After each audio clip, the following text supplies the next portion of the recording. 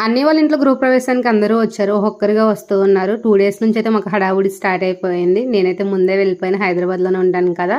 ఇంక తర్వాత లిక్కీ వాళ్ళ ఫ్యామిలీ వచ్చారు. అలా ఒక్కొక్కరిగా అందరి ఫ్యామిలీస్ వచ్చాయి. రైల్వే స్టేషన్ నుంచి ఇంటికొచ్చే దారిలో స్కూటీ స్కిడ్ అయ్యి లిక్కీ వాళ్ళు కింద పడిపోయారు. 2 డేస్ మేనేజ్ చేశారు ఎవరికీ చెప్పకుండా. ఇంక థర్డ్ డే మొత్తానికి చెప్పారు. భయపడతారని ఎవరికీ చెప్పలేదు. వాళ్ళు మా విలేజ్‌లో ఇల్లు కట్టించారు రీసెంట్‌గానే. మళ్ళీ తర్వాత ఇలా ఫ్లాట్ తీసుకోవడం మాకు కొంచెం మంచిగా అనిపించింది. భలే ఉంది. ఇంక రాగానే మా పెదనాన్న అన్నం తింటున్నారు.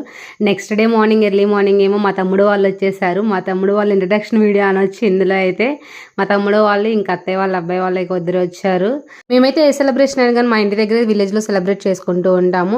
ఇదే ఫస్ట్ టైం అన్నీ ఇక్కడ ఫ్లాట్ తీసుకోవడం వల్ల మా ఫ్యామిలీస్ మొత్తం వచ్చాయి. ఇంకా యూత్ కూడా వచ్చారు. మా తమ్ముడు వాళ్ళైతే ఇంకా మార్నింగ్ టిఫిన్ చేస్తున్నారు. వచ్చాక ఫ్రెష్ అయ్యి తర్వాత అయితే బయటకి వెళ్ళారనమాట చూడడానికి ఇంకా హైదరాబాద్.